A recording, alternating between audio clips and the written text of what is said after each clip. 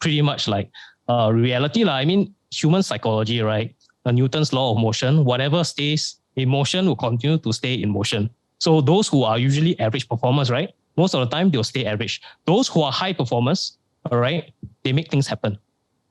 It's a reflection of human psychology. So when I invest my money, the question I need to ask, the most critical thing that I asked last time, the question has changed dramatically. When I started investing, right, the first question I asked, how do I...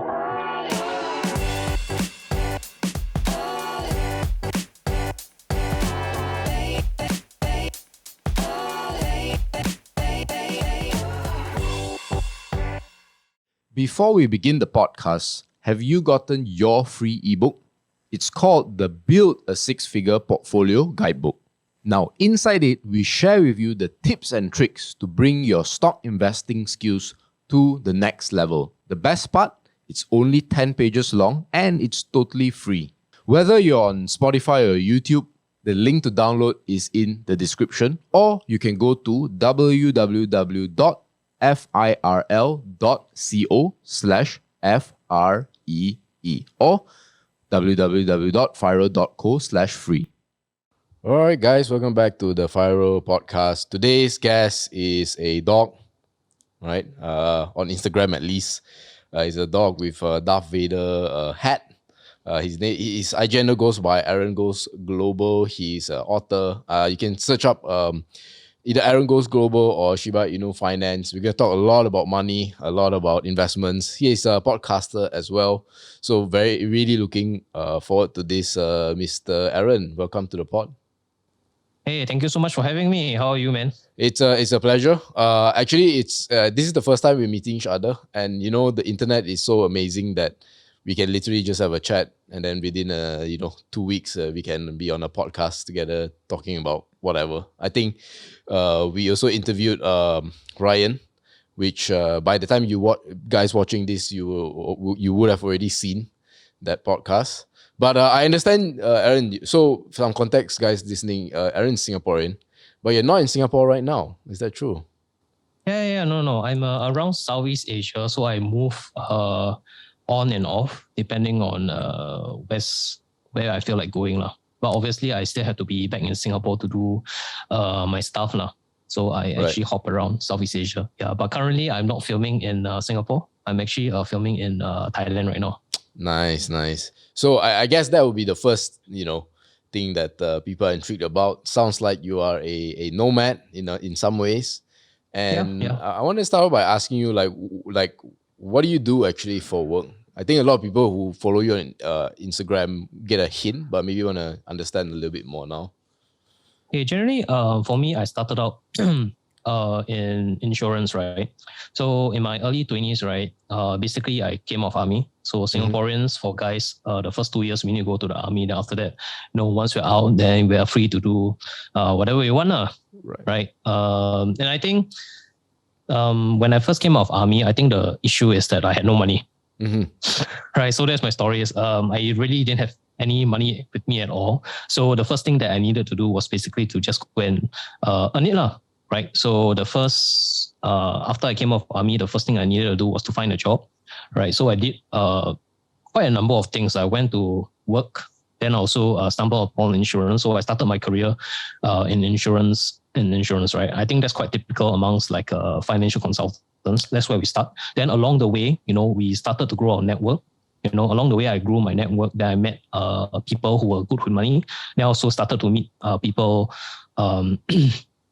in C-suite executives, then business owners. Then along the way, I also started to learn how to invest my money, right? So, and that's why I create a lot of content these days on my Instagram channel, right? Because I think the reason why I started it, right, was because in my experience, I've met quite a number of people in personal finance, right, who are very good at being employees. Some of them are very like high flyers. They're very good employees. They're very good in their careers.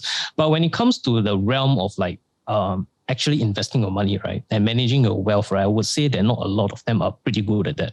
Right. And that's something which I think not many content creators are actually good at making, because I think there is a very wide like variety of like personal finance, right? Personal finance is like once, the first level is like once you get a job, right, the first thing you want to do is basically build your wealth. Yes, you first attain a financial independence, right? So financial independence, I think most people can achieve within the first 5 years of work, especially if you're in your early 20s, right? Yep. Then after that, your financial independence really, right? Then the next thing you want to do is that you want to plan for your liquidity events in life. Some of them, when you hit 25, you want to get married, then you want to have kids in like maybe like age 30, then that's when you start to plan your finances. Now, in a grand scheme of things, right, I think one particular area that hasn't really been focused on, right, is actually wealth creation. Right. So which is why we're here today to talk about investing. And I from experience, right, even for myself when I started, right, I knew nothing about investing. I knew nothing about finance. I didn't take a major in finance, right? So a lot of these things which I share on my own channels, as well as what I'm going to share today, is basically a lot of things which I self-taught myself. Right. I went through a lot of courses myself, and I also like invested my own money and things like that. So hopefully, we're able to like touch on that. I will today. Don't worry, I will. But what I find interesting, in addition to your thoughts about investing, which obviously we'll get super deep into, but it's actually your views on personal finance as well, right? You talk about insurance, but I always want to ask a Singaporean this, because I from on this side of the causeway, I do hear things like it's unfair, right, for guys to start 2 years later compared to girls, and they feel like they're behind. And of course, you're Singaporean, I can agree. It's a very comparing culture, right? So imagine if you are 25 and then you go into the workforce, you see not just someone, but a woman, again, not to be sexist, but a woman, earning more than you, right? How do you? Some of our viewers are Singaporeans, but what do you think of that? Okay, I would say that it depends on how you utilize the time in your 2 years, right? Because there are some people who go inside army, then they felt it was a waste of time. But for me personally, I enjoyed my time in the military quite a bit. I guess one of the biggest drawbacks in the army is that for the first 2 years, maybe number one, you're very young. So usually when you go into army at age 19 and 20 years old, you don't really have a very clear idea of what you want to do. It's very rare that I go inside army, then I find one person who is really very set on what he wants to achieve in life. So usually a lot of the times we go in, we are boys, right? I think we are very clueless about what we want to do. So in the 2 years, I guess what happens is that because you don't have a lot of access to internet resources, because you can't bring it in, right? So what you eventually end up doing is that in the 2 years, you spend a lot of your time reading, making friends, and basically getting to know people. And of course, you train and do that stuff. And of course, ongoing, I think what was probably on the harder side for most guys is not really the 2 years, but rather the ongoing reservice that we have to do every year for 10 years. So every year we're called back. Then, it's quite disruptive. But I mean, end of the day, we just do our part to do that. But to answer your question, whether or not it's unfair for the guys in the 2 years, I personally think it's okay. Because in the grand scheme of things, I think it's worth that price of time and commitment to be a Singaporean. Because I've traveled around ASEAN enough, I've been around ASEAN enough to know that as a Singaporean, we're quite lucky. Oh yeah, indeed, right? And that's the price to pay to maintain the security, right? Yeah, so it's there's nothing much I can complain about, because I think me being born in Singapore has given me ample opportunities, to basically do what I do. Right. And it gave me a place for education, it gave me a very stable government, right? And most importantly, it gave me the strong currency. Right. And then there's a lot of opportunities here. Then you also meet, it's also quite metropolitan, right? So you meet a lot of people from around the world. So, and most of all, speaking English, being able to converse in Mandarin, being bilingual is a very strong advantage in the grand scheme of things. And of course, the taxation laws here are very good. Yes. As an investor, if you talk about investing, right, then Singapore, I think, is one of the best places for taxation if you want to grow your wealth, actually, which is why you see a lot of these very high net worth people, they come to Singapore, right? A lot of hedge funds, etc. They actually base their operations in Singapore. Yeah, that's true. But I know I speak to a few Singaporeans as well, and not all of them feel this way, where they feel that, with, housing prices, okay, I know food generally, people are quite okay there. But when they talk about whether it's education, housing, cars, transport, and all that. They feel like inflation is catching up to them. But what I'm hearing you saying is that no, it's actually a great launchpad for yourself. So why, like, how would you, what advice would you give to these people who feel like, Singapore it feels like a trap and that things are limited and, things like that? As a Singaporean, right, you have two very powerful weapons that most people do not have. The first thing is your ability to speak English. English proficiency in Singapore is easily first world standard. So you can literally go to anywhere in the world and perform first class without any issues, right? The second important thing that you have as a Singaporean is your passport, right? Because your passport can allow you to go to many different countries, visa-free. Most of the time, you'll not have any issues with immigration overseas, right? So these are the two very powerful weapons that every single Singaporean have at their disposal, especially if you're a millennial, right? Then go in the earlier generation. So when people say that Singapore has no opportunities, I really beg to differ, because I would say that I have seen time and time again, right? Even in my own business, right, where I see very young people, right, within one generation, some of them, right, can be from a place, from a home, right, where they come from very like humble beginnings, and within one generation, they can rise up to be a corporate C-suite executive if they want to. So in terms of social mobility, right, it's actually quite good compared to other ASEAN countries. Because if you, Singaporeans, if you head overseas, you will start to see like the social mobility is just very tough. In Singapore, within one generation, right, like it's actually possible to just be a millionaire in Singapore, but on first world standard, just being an employee. Yeah. You don't get that. You don't get that a lot when you go to overseas. Of course, if you compare around ASEAN, that is one thing. But if you go towards like maybe places in Europe, maybe places in US, that might be a different story, right? Yeah, indeed. Interesting. So you also mentioned that you run a business, right? You want to share a little bit about that before we go into the juicy investment stuff? Yeah, so mostly my business is more done on consulting, right? So broadly, I basically just speak to SMEs, right? Then sometimes they have like things like financial questions that they have, then they need to ask me about it. Then my job is to basically translate whatever the banker says so that the client can understand and try to get them the best terms as possible. So essentially, I'm like a consultant, but more like a self-employed consultant. Right. So maybe to give an example, maybe if a particular SME wants like some sort of loan, right? And they want to understand some of the covenants and the terms and all that, they come to you, right? Yes, correct. So I've done quite a wide cases in dealing with, basically I'm like a middleman. So you just think like a lawyer, but for financial matters. You know what? Excellent. That's a very good elevator pitch. I know I'm supposed to go investments now, but I really want to get your thoughts about insurance as well, actually. Because at least for me as a non-expert in insurance, from the outside looking in, it feels complicated. There's like so many different policies you can look at. And of course, they always like to say certain insurance, like they use words like investment linked and all that, when I'm a bit skeptical. But what are, like, for a non-expert, right, what are the things that you generally advise people to look at when they are building sort of the financial component of their entire wealth creation story? All right. I guess the easiest way to start is just to give a broad perspective that insurance is basically just meant to cover events which stop you from working, right? Especially when you're a very young age. So assume, let's say you start at the age of 20, right? Like me, I have no money, all right? But I know that the future wealth that I can achieve, right, in the next 40 years of my working time, right, is basically, that is conditional on my ability to actually continue to work. Agree? Yep. Right. So what if I cannot work? Right. There are usually three main events that insurers will cover: death, disability, and critical illness. Yep. So critical illness are things like early stage critical illness, cancer, etc., etc.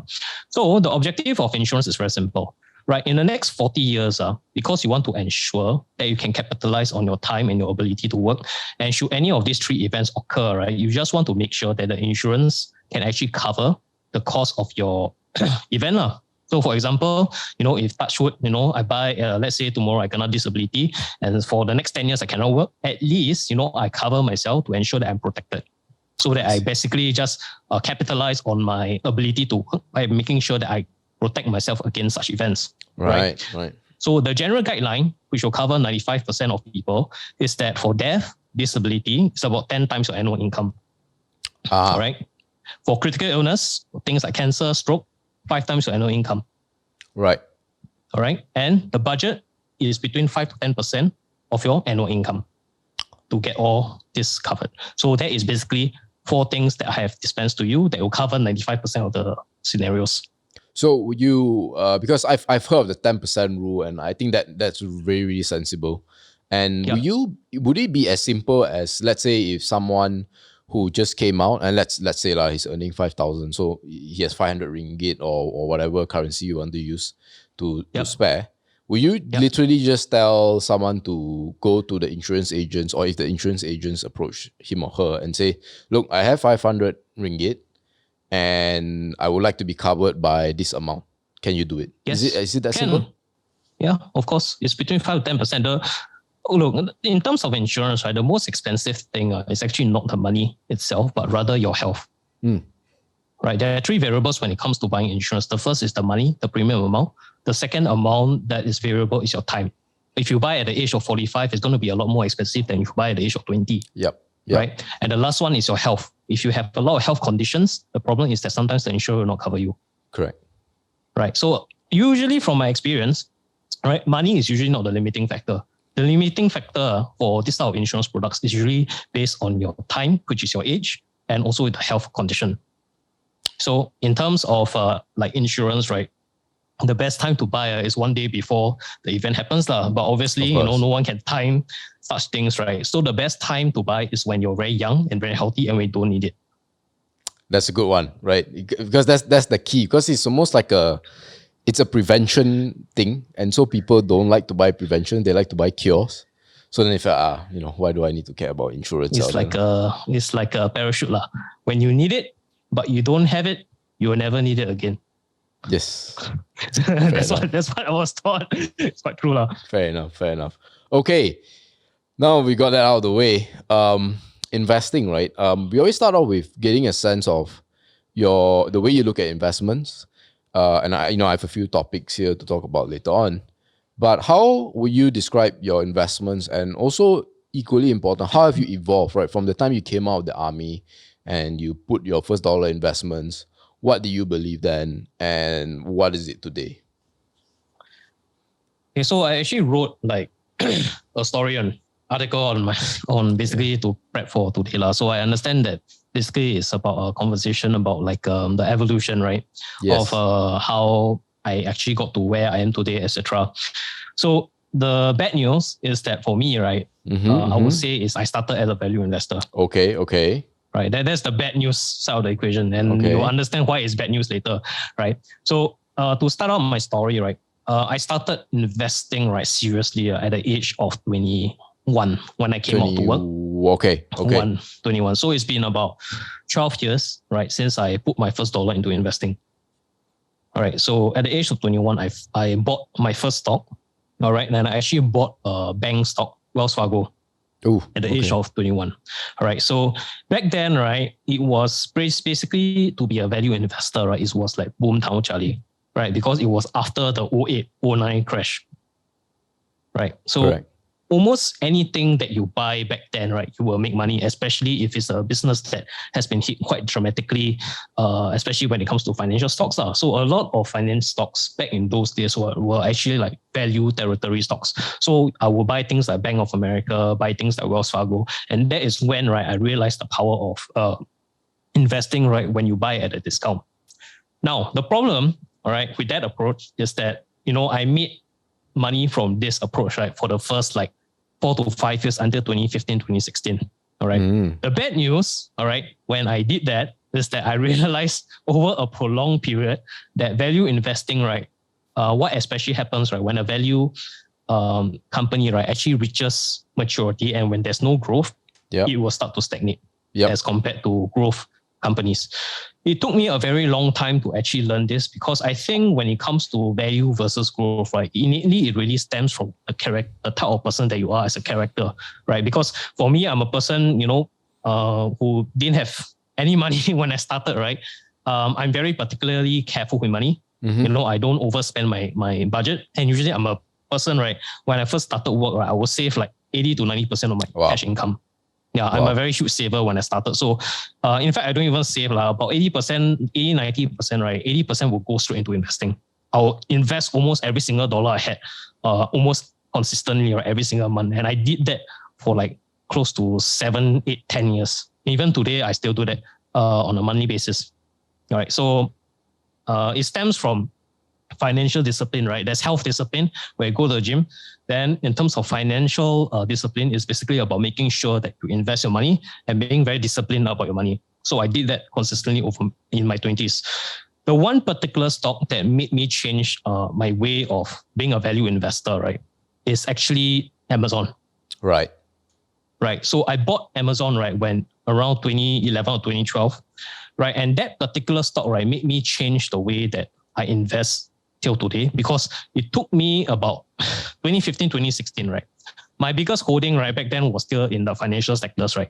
But then as the time start to go on, I start to realize, right, that value stocks, right, once the run is over, right, you cannot really hold the company for long term, right? Because when you buy investment, right, usually there are also 3 variables, right? When you talk about wanting to make returns, the first variable is how much you pay, right, in the beginning, right? The second variable is your time cost, right? And the third variable is your portfolio allocation.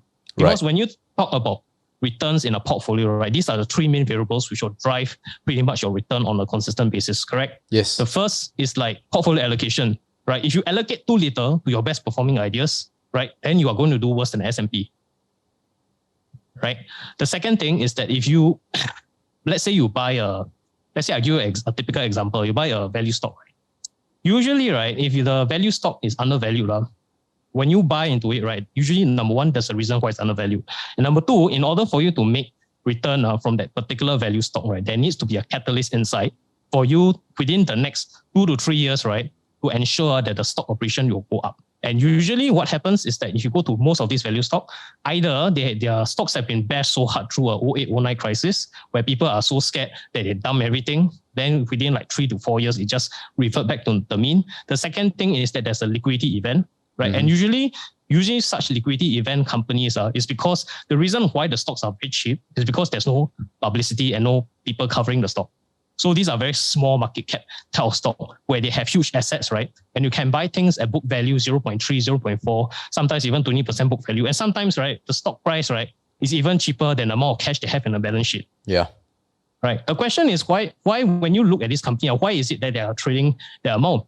Very simple, because value stocks usually they stay value for a reason. And the main reason most of the time is because the business is usually small for a reason.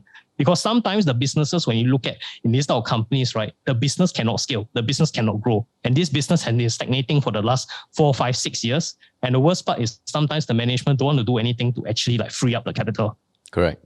Right. So like the way I see it, right, when I started value investing, right, I see it as I am looking, Warren like to say he pick up cigar butts, right? I look at it, it's basically I find the lemon that has dropped from the lemon tree. I pick up the lemon, I squeeze the lemon, right? I throw away the lemon. Then I just drink the lemon juice. That's how I look at it. Growth investing, like Amazon, right, is that I buy the entire tree that has no lemons yet. Then I just wait for the tree to grow lemons so that I can have an endless stream of lemons and do no work. Right. That's how I see it, right? So I like Warren's cigar butt approach idea, but I think it's quite an outdated analogy because I don't think most people can actually understand. So I prefer my lemon analogy. Sure. Right? So over time, what I've noticed is it took me a very long time. It took me like 8 to 10 years to really transition into a growth investor, right? Because it's so difficult for me to go away, right, from this like value investing because number one, it worked for me. Yeah. Right. Yeah. But as I started to mature as an investor, right, I finally like over time started to break away from the value investing mindset because I realized growth companies, right? If you want to buy a company, especially you want to buy a company with excellent management, then companies that can grow 40, 50% every single year, then companies which can scale to like billion, $1 trillion companies, most of the time, these companies are usually not on sale. Yeah. Because you cannot buy good management for cheap most of the time. Right. The only time you can buy is usually when there's a very huge meltdown in the entire like particular sector space, right? Then for some reason, then they are undervalued. So one of the very good examples is actually in 2010, when you see a lot of these like FANG companies where they were on very cheap. You know, last time Microsoft was trading only for 12 PE. Yeah, I mean, Apple's like somewhere there as well, right? Yeah, Apple was like at 12 PE. Then every single analyst back in those days was saying, this company is overvalued. Yeah, they were saying, I remember, was it, or Samsung's coming in and things like that. So Apple's going to die, competition. Yeah, so it's like when you actually like, I've been through long enough in this particular cycle for me to see these narratives like repeat over and over and over and over and over again, right? So it's like, you don't believe me, you just take up any of these like interviews right in 2006, right? They're always talking about the same thing, inflation, interest rates, blah, blah, blah, blah, blah. No, it's always the same thing over and over again. But what you realize is that businesses that tend to execute, right, usually continue their trajectory to execute.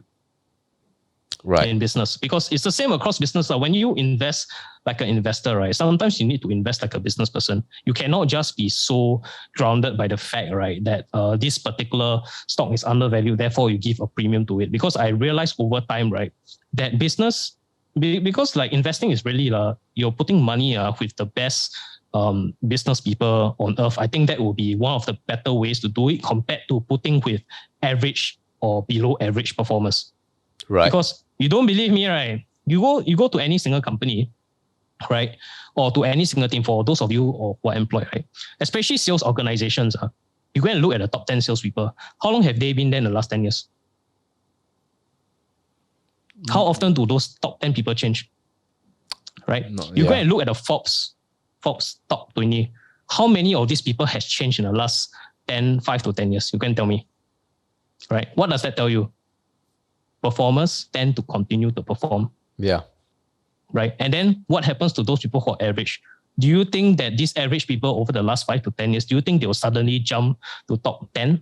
I don't think so. Right. This is pretty much like reality. I mean, human psychology, right?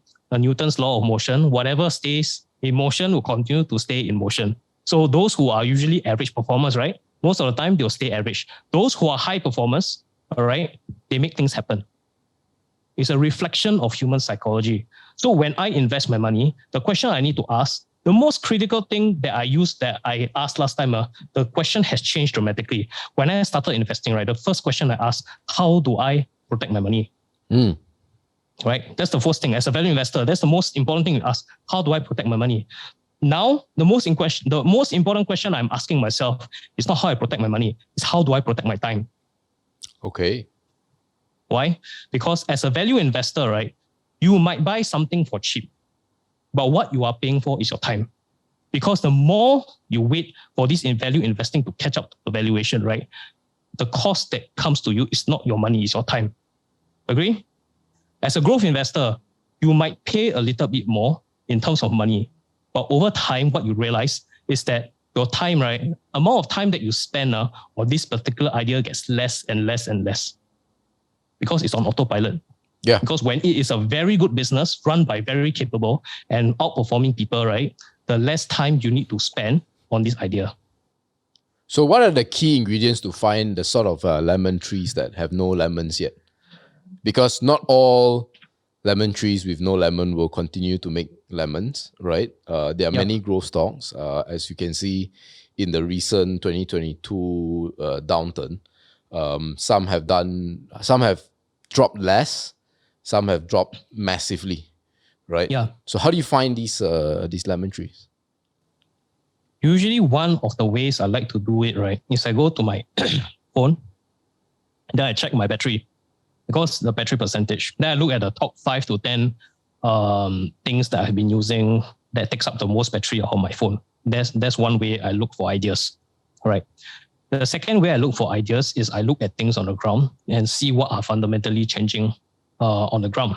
right? Because these particular ideas, right, will be very different from me compared to someone else who has his circle of competence elsewhere. Right. Right. So for example, there's this medical device company, right, in 2012, 2013, right, which was changing actually the surgical place significantly. I think it was the company who created the Da Vinci business robotics operation. So basically, it was something where it allowed the doctors, right, to perform complex surgery, right, far more efficiently than the traditional method of needing to prepare all the items. So it was a very huge, fast grower in their category, right? And if you had actually invested in that company, I think your performance would actually be on par with Amazon. Wow. Right? From 2012, like last 10 years, right? Then there's also, I give you another example, things like in Domino Pizza, right? I think in 2010, if you actually look at the particular stock of Domino's Pizza, it did not grow super fast. It only grew about 8 to 9% year on year, right? But because it was so undervalued, I think the revenue back then, I think it was trading only 0.3 to 0.4 of revenue, right? Then in 10 years, right, at 0.3, 0.4, right now they're trading about 10 times revenue. Yeah. So it's a growth plus a re-rating, yeah. Yeah, but the growth is a little bit sketchy because you're talking about 8 to 9% growth on the F&B business, right? But the return now was actually higher than Amazon in the last 10 years. Yes, I'm aware of that. So I mean, look, so that's a very good example, right, of what I mean, but you don't need to be like super into all this like super high-tech stuff. When you look for me, right, when I look for ideas, right, I like to look for things that I have been consistently using on a daily basis. Because when I look at it, right, I realize there's a potential. So that's why in 2010, 2011, right, I bought Amazon, right, because I had a very good experience at Amazon and I wanted to try my hand on growth investing because I never tried it. So I put a small position into it. And what I realized is that through that learning curve, right, learning experience, it was a very expensive lesson because I only put a very small percentage, is that companies usually, right, that grow the lemons, usually you will know them over time. It's like the years that you follow, right, what you will realize is that they keep coming back to you again and again and again, right? Things like Apple, if you had bought Apple phone, right, in 2010, 2011, I think back then was the iPhone 3S or iPhone 4. Like yep. Right? You realize every single year, their marketing just keeps hitting you again and again and again. They never stop, right? And even today, they still do the marketing. Then you go back then in 2010, 2011, right? There's also things like Netflix, things like Facebook, right? I remember using Facebook when it was still it was still like a very it was like nothing, right? Then suddenly within like 4 to 5 years, suddenly you realize that the company grew so big. So the thing is, right, I like this to use this paradox, right? And it's called the Gei Kiang paradox, which is the Hokkien term, right, for Gei Kiang, meaning you think you try to act smart, right? And what I've learned over the years is that actually when it comes to looking for lemons, right, that you want to make sure that it hasn't grown lemons yet, right, is you don't try to Gei Kiang too much to choose companies. Because what I learned is that the more you try to act smart, right, and usually what happens is that you try to pick underdogs, and that is very dangerous. Right. Underdogs usually, right, they are underdogs for a reason. Right. The only way where you can see an underdog performing to a person, right, maybe can even overtake like huge like companies, right, is that they actually, when you look at their finances, they have a track record of growing their company very, very fast. Right. And then you can see there's a potential for the trajectory to be hit. That is one way to invest your money. So, you're from the value background and there's a lot of emphasis on the financials, right, for the value people. What would you say are the key numbers? Because I read one of your posts, you're saying that you are at a point where you don't like to go into the details and sometimes you don't even know every single detail about your investments, but you know the important ones. So specific for the financials of a company, what are your key metrics that you look at? You're talking about financials, right? Not management, not qualitative factors, right? Yeah, quantitative factors. Growth rate. Number one that I look for is the growth rate in the last 3 to 5 years. Right. Usually especially when it comes to growth investing, I try not to touch companies which grow less than 30% per year. Right. That's number one. right? Number two, valuation, right? Because it doesn't matter how amazing their growth rate is, but if their valuation is insane, right? All right, it doesn't make sense for me to invest, right? And the last one, which I quantify the easiest way, right? Where I can tell you within one sentence, right, whether or not this company is even worth a look at. The first question I ask before I even look deeper into the company is, the first question I need to answer, will this company 10x in 10 years? It's as simple as that. That's the first question I ask if I want to invest in a growth company. Will this company 10x in 10 years? If the answer from this question, right, I look at the metrics, I look at the market size, I look at the ability to scale, I look at what they're selling, then I do the numbers in my head. You know, if there is a potential it can 10x, then I'll go deeper into company and see whether they can execute. Right? But if I cannot see the company doing a 10x, I won't bother going further. Which is why the number of 30%, because 30% is roughly 1 becomes 10x. 10 in 10 years. Yeah. Correct. So that's why if you ask for a key metric, right, that's really the metric I use, whether or not this company can 10x in 10 years. Right, because I think when you ask that question, right, you pretty much answer the question whether or not this company, number one, can grow, number two, can execute, and number three, whether or not they're overvalued. Right. Because sometimes, right, the company can 10x in revenue, but it doesn't mean that you will get a 10x return because the company is overvalued. Right.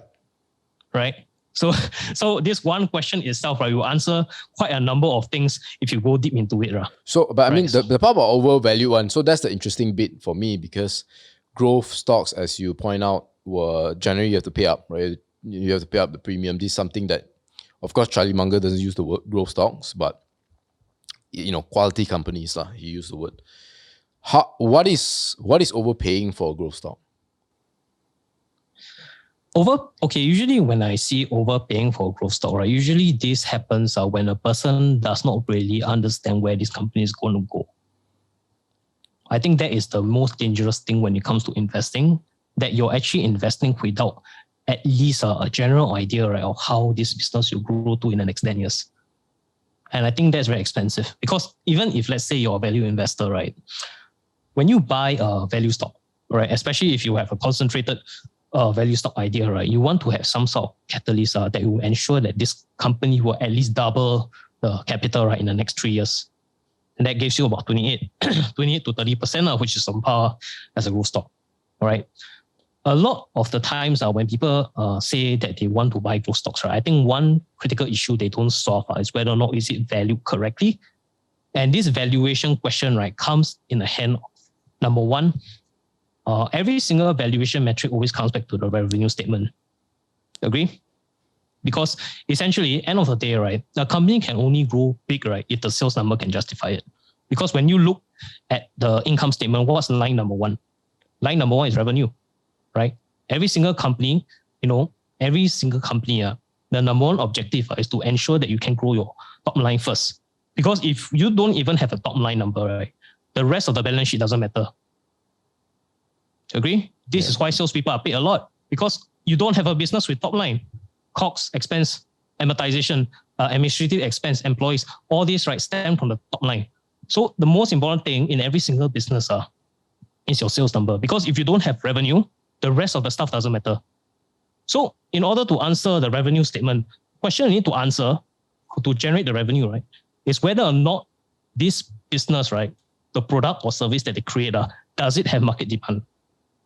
And does this market demand is big enough, right, to ensure that this company can grow 10x in 10 years?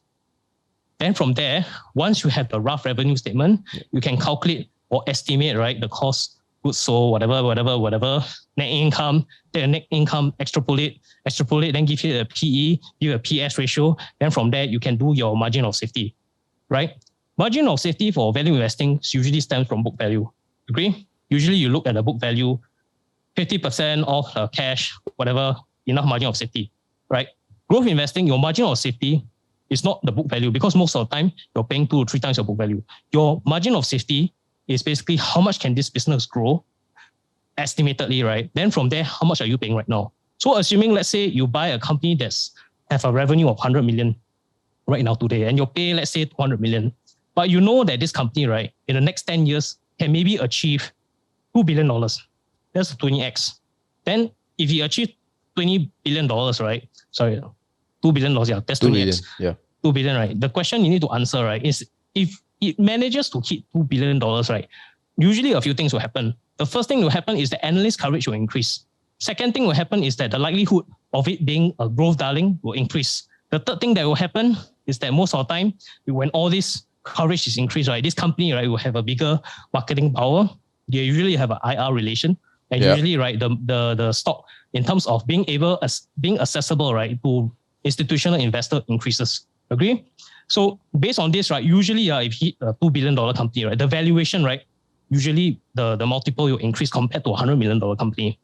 So from there, right, usually a lot of people like to value things based on book value, but a lot of the quantitative things, right, that goes into the valuation of company, especially when a company is a public company, right, the factors of it being institutional grade, big money coming in, hedge funds buying it, all these type of metrics, right, you do need to put it into account when you value the business.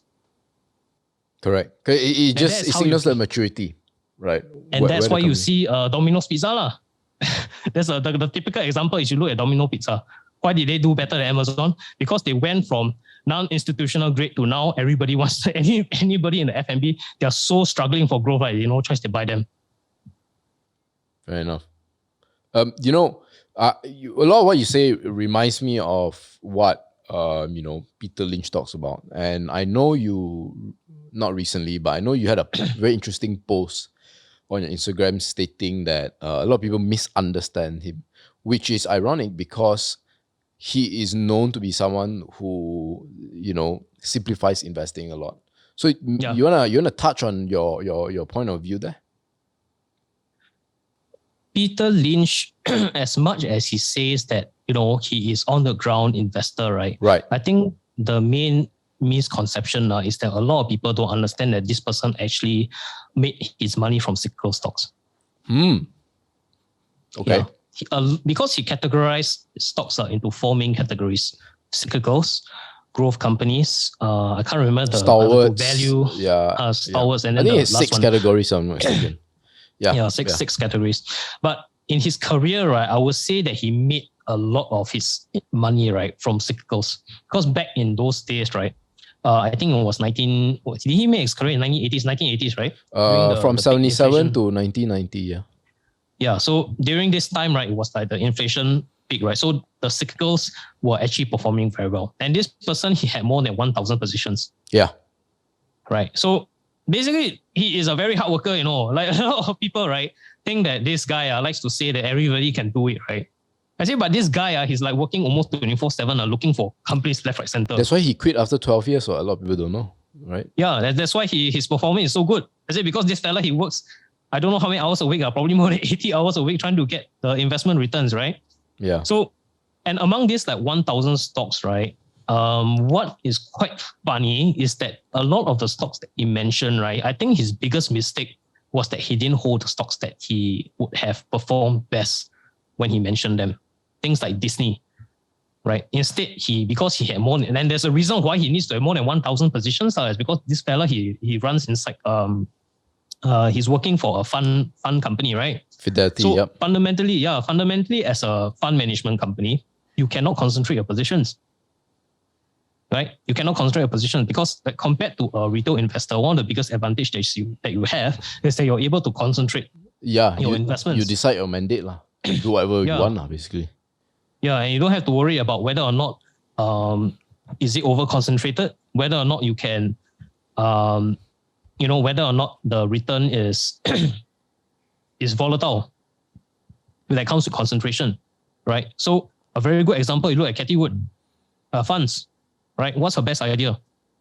Given her size, it was Tesla, right? Yeah, but she can only, I think when it was at the peak, right, her position in Tesla was only 9% only, I think.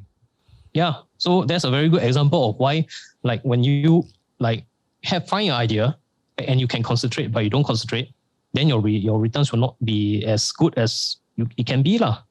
Yeah, fair enough. Right. So Peter Lynch, I think as a casual investor, I think his books are very worth reading because I would put it up as one of the top 5 books to read in order for you to learn about investing lah. Right. Then personally, I've learned a lot from him in terms of his categorization. But I guess one of the most important things that I learned from his story is definitely that, if you want to work in a fund management business is not an easy job. Yeah, man. It's definitely hard work. It's a lot of active work that needs to be done in order to get the type of return if you want to perform in a diversified portfolio. That's true. That is true. We'll talk about concentration on that a little bit later on. One thing you are also you have a lot of opinions on is market crashes, right? And of course, this year is a painful year for many investors. And what advice do you give to people who think about market crashes? Because a lot of people are like either they are waiting at the sideline, piling up cash and waiting for the crash to come. Then you've got the other group of people who are saying it doesn't really matter. It's all part of the game. Crashes are there. You just ride it out. Over time, the stock market goes up, 4 times more often as it goes down, things like that. Where do you sit in this discussion? I've always been fully invested. I've never, one instance I went all cash, and that was 2019. Okay. All right, before COVID crash. I was 100% in cash, close to 100% in bonds. Okay, and that was, in my opinion, in hindsight, that was a mistake, personally. Really? Even though I made money in 2020 during the March crash, right? But I think that was essentially one of my biggest mistakes I've made is that I tried to time the market. Oh, how come? Even though you make money? I only made about 20-30% more only. I didn't make a lot more, right? Because if you really end up doing the numbers, right? Even if you time the market, when you try to time the market, you need to do 2 things right. The first thing is you need to get your exit right. And the second thing you need to do is to get your entry right. All right. How many successful market timers do you know? Very few. Very few. But obviously, the ones who always get it right, technically, they always do quite well, right? Because for some reason, they have that edge, right? But if you're a person now who knows that you're not a very good market timer, right, then you cannot basically do a strategy for you to play that game, right? So you need to design a strategy that allows you to win in the long run. And this is where I use the mental framework, time in the market preference. versus time preference. Okay. Time preference, right? Okay. The type of investor you are, you need to choose the time preference that allows you to win. Because in terms of getting an investment return, right, I would say that the short term, 6 months, 1 year, 2 year, is a very crowded red ocean. Because a lot of people are competing for those money, right? Especially, I'm not a super rich guy. I cannot fight against all these hedge funds with computers. The time frame is not even 6 months. Some of them is 1 day, 1 week, 5 days. Market close. They're fighting against all this. The shorter the time frame, the bloodier the ocean. All right. The longer the time frame, the less bloody the ocean. So the way that I win is that I don't want to fight against short-term fluctuation. I want to win in the long run. Right. So the way that I choose my strategy that has consistently seemed to work for me is that I choose a long-term preference because I know the competition for people being patient is a lot less than people who are impatient. Correct. Right. The faster you want to make your money, right, the more competition there is for people you're fighting. And you're fighting with people who are a lot smarter than you, trading a lot faster than you. All right. And basically trading with people with trading desks, they're running 24/7. So I cannot compete in that. Right. But obviously, there are some people who are able to consistently win. They have found a formula through trading options, through leverage. And, they have done very well for themselves. But also the question I would like to ask, right, is whether or not this particular thing they're doing is actually scalable. Because investing for the short term, right, 1 day, 5 days, 1 week, right, the skill set that's required, right, compared to a person who invests for 10 years, 20, 30 years, right, is completely different. Correct? Because if you are a short-term trader, right, you are developing a skill set that requires you to be actively working every day in order for you to get a return. You don't build any skill set, right, for something for you to be passive. You don't outsource your money growth, correct? But if you start as a person, who basically starts investing, right, and then you focus a lot of effort, time, and energy, right, into building a skill set that allows you to see 10 years in the future, what's the likelihood, right, that after these 10 years, right, you're able to replicate that 1 more 0? True. Correct? Because the way I see it is that I want to build a skill set that allows me to add 1 0 every decade for the next 5 to 6 decades. So I want to add, every decade, my goal, right, in 10 years is to add 1 0 in my net worth after I hit 30. So 40, I want to add 1 0. 50, I want to add 1 0. 60, I want to add 1 0. In order for me to do that with skill, right, I need to be able to develop a skill set that allows me to do that. And usually it's a very good saying, lah. You know, when you start with nothing, right, your first 100,000, right, usually within 5 years, you can do it. Yep. Right. How about that 1 million? 5 years, you can get 100K. If you want to hit 1 million, right, 5 times 10 is 50 years. Yeah. So that's not going to happen, right? So your strategy have to change. So after that 100K, assuming let's say you hit 1 million, right? I'm going to, whatever that takes you to get to 1 million, I'm going to do that 10 times to get to 10 million. Then after you hit that 10 million, I'm going to do that 10 times again for you to get to 100 million. I say the strategy have to change because as your wealth start to get bigger, right, your strategy need to correlate, right, with the amount that you have at hand. So it's okay for, I think for, you know, for a lot of these like traders, they make money, right? The way I do it is basically I just do active work. I just go and work, I can do business. So to me, it's almost the same because I'm also doing active work. And basically I get the income. So once I have the income, then I just want to have a skill set that allows me to grow my net worth without a lot of active thinking about it. Because as it is, right, I'm busy enough every day, right, working on my business and working with clients already. I don't really want to come back to another job. Yeah. True. True. So now we go into a little bit about, you know, some of the investments that I'm excited about. I know one that I wanted to talk with Ryan was Palantir, right? But I thought I'd leave it to you. And the other two, you know, I sent you the list of questions. The other two, you can bring it up, right? We're going to talk about 3 ideas. So the first one is Palantir, right? Yeah. I am a Palantir shareholder as well. Very painful this year, right? Yeah. But what is the thesis? You know, what is your idea behind Palantir? What do you think can 10x in 10 years, I guess? Palantir is essentially Microsoft Windows, right? For people who want to program but cannot program. Mm-hmm. That's the way I see it. I say, I recently picked up coding myself.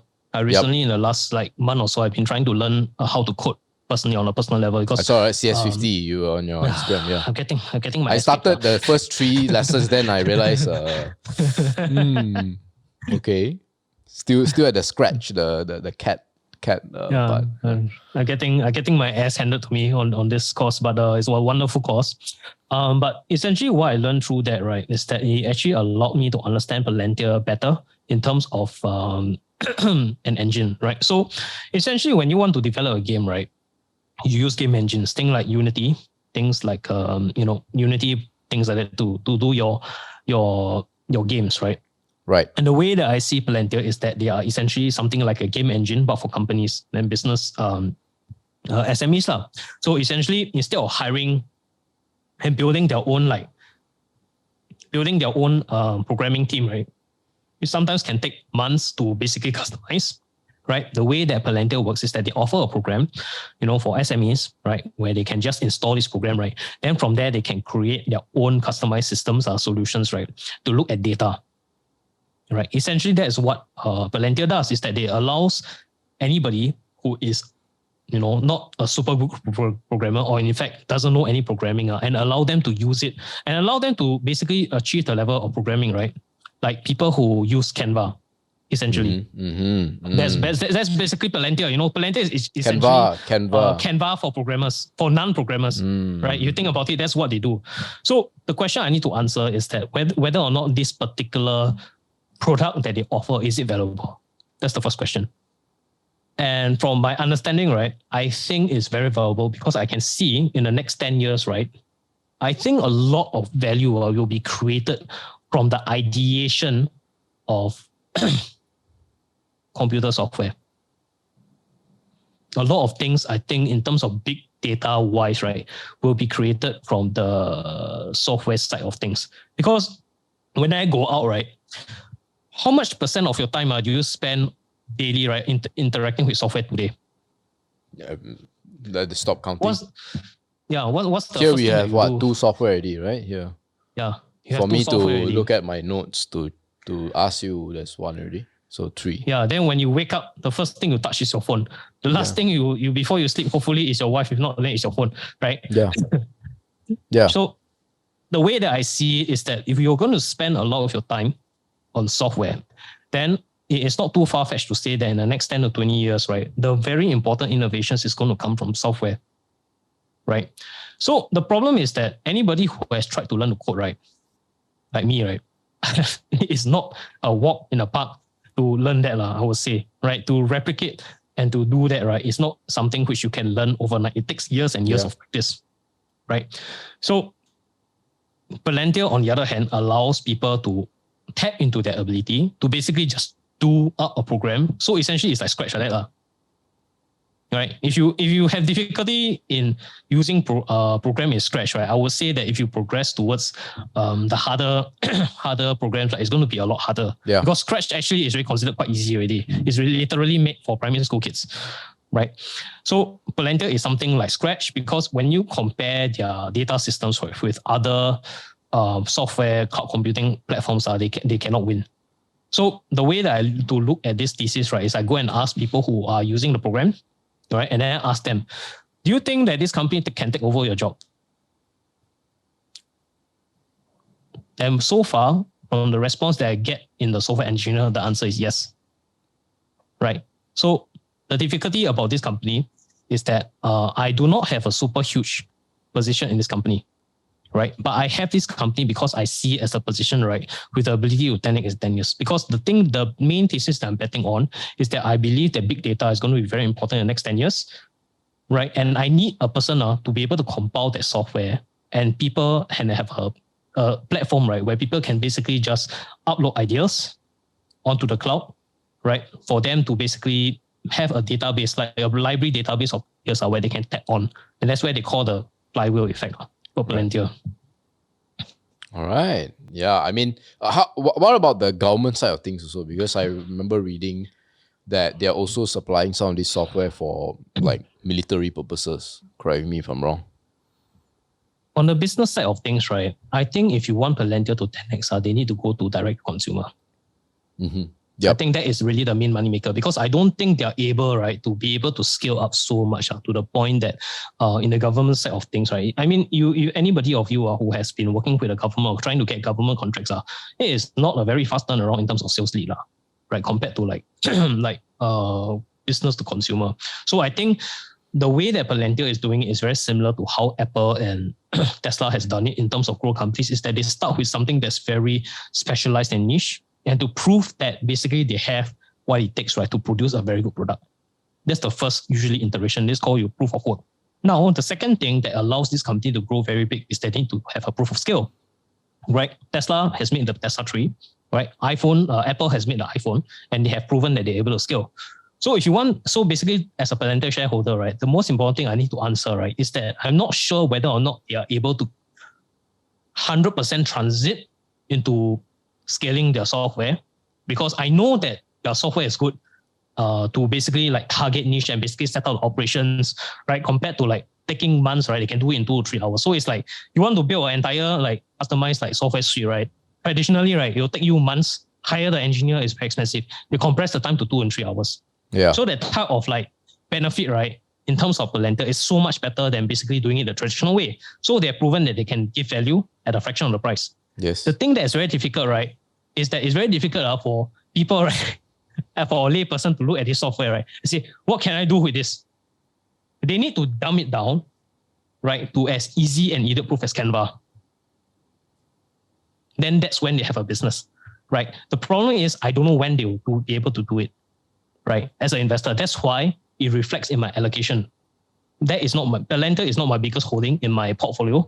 It's only about, I think 10 or 15% of my portfolio. It's not a huge portion of my portfolio, but the reason why I set it at 15% is because I think they have the potential, but I have yet to see that they have actually like being able to execute. The execution part is when that's my bigger concern. My biggest concern is not the stock price. Every single investment that I have, right, stock price is not my concern. My concern is execution, right? Because if I know that the company is going to execute like this year, next year, 3 years from now, I know the stock price will be taken care of in the next 5 to 10 years. So when I look at the company, right, my main primary focus is whether or not they're executing or not. And sometimes you don't know whether or not this company can execute. The price you have to pay is not the money, it's the time as an investor. So do you get a sense that they do intend to go to more B2C and things like that, or it's not quite there yet? It's not quite there yet. In fact, I don't think it's there yet at all. So they are still trying to prove that they can grow. And I honestly don't think they've exhausted their corporate clients yet. Right. Corporate wise, I don't think they've exhausted everything yet. So I think it needs time for them to get there. So I'm giving this company a good 3 to 5 years to showcase that they can get there. And after 5 years, if they still cannot perform right, then I have to cut the position. Because I think 5 years is long enough. Like Facebook, right? It only took that fella 5 years to get to the fourth iteration, right? So Palantir is not a new company. It's quite an old company already. So publicly, after 5 years, if the company still cannot perform, and like they still keep giving excuses, it's time to move on. So this is a position where I'm watching. I have skin in the game, but I am ready to cut if let's say they don't execute. And that is one of the job as an investor, right? Sometimes when you invest money inside, if it doesn't perform, you need to move on. Because the most expensive thing is not your money, it's your time. Yeah. That's very true. And the ability to just cut it even though it's at a loss, right? Yeah. So okay, now this next one is, talk about two other positions you're excited about that is not Tesla. There's no Tesla. Bitcoin and Ethereum. Okay, I was actually just going to go into crypto later on. So speaking of Bitcoin, I chatted with Ryan about his views already.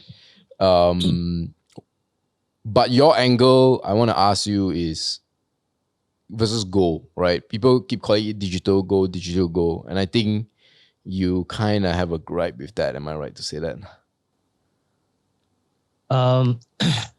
The problem with gold is that you cannot transfer wirelessly. The main difference between gold and Bitcoin is that you cannot do immutable transfer. Okay. Right. A lot of people, the main critique about Bitcoin is, what if they ban it? Yeah. The problem is you cannot ban Bitcoin. Right? You shut down all the computers. Yeah, you can try and shut down all the computers in the world, right? But essentially, you're also going to kill a lot of people by doing that, because as I said, it goes back to the question, like how much of your time is spent with technology every day. So there's no way on earth you're going to stop computers. And the example I always used to give is, torrenting sites. Up to today, no one can remove it. So what did they do in order to solve the torrenting site? What did people innovate? They innovate Netflix, unlimited database for your consumption. Such huge value that you got no choice but to pay, because it's so much better than downloading individual titles every week. Yeah. It's worth the whatever $12 it's worth you the pay. $12 you spend every month. So every single time when there's some illegal black thing, right? Basically, it forces company to innovate and give better value. That people look at it is so valuable, they got no choice but to basically pay it, right? That's why you have things like Spotify, right? You pay a Spotify premium, unlimited cloud listening to any song that you want, right? You got things like YouTube, you got things like Netflix. People are willing to pay for subscription. When you look at Bitcoin versus gold, right? One of the biggest issues with gold is that you cannot do immutable transfer, right? And you cannot basically take the gold and cross the airport. Right, you try to, don't even talk about gold. I try to take $10,000 and cross the border. Oh, lots of questions. Every single, try to do that. Most of the time before you enter the country, they will put a very big sign. All right, every time I go JP, they like to put a very big sign. Okay, if you have 10,000 ringgit, please declare in the customs. Right? So cash itself, gold itself cannot do that, but Bitcoin can. Right? So a lot of people, right, they like to talk about this scarcity element, but I personally do not think that scarcity itself is actually the main reason why it will perform. The main reason why I think Bitcoin will perform is because of the immutable transfer network that comes along with it. And that, to me, is actually the real value of Bitcoin. It has nothing to do, scarcity has to do with it. I mean, it's like, you kept, therefore, it basically is the monetary policy for that, right? But I think the most powerful thing, right, that I think most people are very afraid of, and legacy finance people are afraid of, is that they allow people to do final settlement in less than 30 minutes. Yeah. And you have no power to change it. You have no power to change the ledger system, right? Which is why I think this is a very powerful idea, because when I first started using, when I bought my first Bitcoin, right, then I did a transfer. I bought a mini ledger. Then I look at it. So my net, I can put my entire net worth in this thumb drive, cross the border, and no one can stop me. Try to do that for Actually, your own if you legacy know financial account. your seed phrases, you can even lose the thumb drive. Yeah, And you don't even need a thumb it. drive. You just store in your brain. Yeah. Right? So try to do that in a legacy financial system. I don't think you can do that. No way. Right? No Sometimes you do a transfer of the account. You need to, number one, if you want to go overseas and set up a bank account, right? You need to basically go to a bank. The bank account needs to allow you to open up your account. You have to strip naked lah, basically. I know. I've been to Singapore, I think was it UOB, I think. Yeah, everything also you want to know lah. Yeah, so it's like KYC, all this stuff. I mean, obviously now the financial system for crypto itself is also going to, they're also going to like take a look at it, open up to see. But I think essentially it doesn't negate the fact that the immutable transfer layer is there. So it's like the insurance for the entire idea. Assuming, let's say things fall down, this fall down, nothing beats having your own cold wallet. Very in true. the ledger. Very true. Now, name me one idea, right, that you're looking at, but you're not comfortable putting a position so far, but it's really catching your eye. It is sort of hinting at the criteria that you were mentioning earlier on for you to put a position. Airbnb. Yeah, Airbnb. I took a look at this company, I think, during COVID, because I kind of feel that this company has what it takes to be a very good investment, right? And I think that in the next 10 years, right, the trend is that a lot of money, the people with money, right, are not going to buy holiday homes. That is my belief. And I think people with money in the next 10 years are probably going to have Airbnb as one of their critical expenses, right, for renting and basically being having a nomadic lifestyle around the world, right? Because if you are a property investor, right, it's not a passive activity. You know, when you buy property, you need to upkeep it, right? You need to make sure that, and if you borrow money, you need to jaga your bank, right? You need to jaga to make sure your tenant pay. Indeed. So to me, I'm not a huge fan of property. And almost every like single person who made their money in business, right? When I speak to them, right, a lot of them, the biggest regret is that they buy property. Oh, yeah. Yeah, that's true. That's one of their biggest regret. You know, because they have the money to pay 100% down, right? So they don't really care about the leverage component. And one of their biggest regrets is that they have put money inside property. So I think that if basically property is not the asset class for the new wealth, then what I would think is that what's the asset class for the new wealth is a platform, right, that allows these people who don't need to care about money, right? But basically they want the freedom to travel around the world, to have experiences in multiple holiday homes, right? Is the Airbnb is essentially the ad hoc rental for holiday homes. So when you're traveling nowadays, are you Airbnb as well? Yeah, of course. Of course. I mean, talk to any digital nomad. I would say that if they basically like hop around Southeast Asia, right? Most of them are using Airbnb. Right, hotels once in a while, you know, assuming let's say the area you go don't really have any good Airbnb, sometimes you got no choice to use hotels. But I'll say that a large number of them, right, who especially they stay like places in Bali, places in Chiang Mai, places in Bangkok, you know, even like KL Airbnb a bit expensive. Yeah. KL Airbnb is ridiculously expensive, right? But I would say that most of the time when you speak to digital nomads, especially people from Canada, US, a lot of them use Airbnb. So that is one particular idea that I think will do very well. And also more importantly, I think what they have done very right is that during COVID, they refunded people who book Airbnb. Okay. So the CEO of Airbnb, right, has a very long-term view, which is very uncommon amongst public companies. He is willing to cut off his arm to save the company. This is Brian Chesky. Brian Chesky. Yeah. Yep. This guy is a terrific CEO.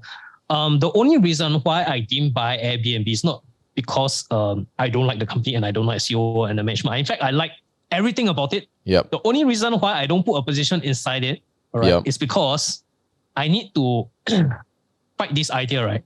When I top 3 ideas. Right. And basically when I look at these top 3 ideas versus Airbnb, right, I cannot bring myself to say that it will outperform the top 3 ideas. And so in terms of right. opportunity cost, I cannot do it. And when you mention top three, this would be Palantir, Tesla, and the cryptos. No, Ethereum, Bitcoin, and Tesla. Right. Yep. Wow. That's the way I look at it. I don't diversify so much. So every single time I add in the position, right, I need to really like put the best ideas fighting against each other and see whether or not is it worth to remove some capital and then putting in. And also because I'm 100% invested, so I do have to make that decision. That's true. So speaking of that, right, like there's this, in the investing community, concentration and diversification is like this eternal debate, right? Because, we've brought on, you'll be podcast guest number, I want to say 72, right? So of the 72, maybe 60 are like, fund managers, successful in their own right. And you've got one side which is concentrated, if you have more than 5, what are you doing?